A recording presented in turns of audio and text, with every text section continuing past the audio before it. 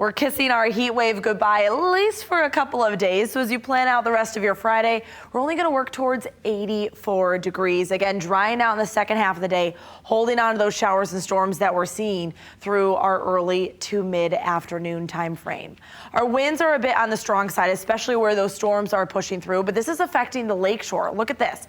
We have a high beach hazard risk and a small craft advisory out on the water as waves build 3 to 5 feet.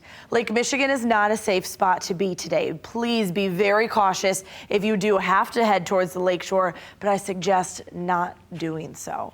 Overnight tonight, mostly cloudy. We'll drop back into the upper 60s, but then the heat, it's still going to be on. It's going to return, and we're going to get another heat wave, sadly. So the Climate Prediction Center still, for the next 8 to 14 days, has us in well above average temperatures.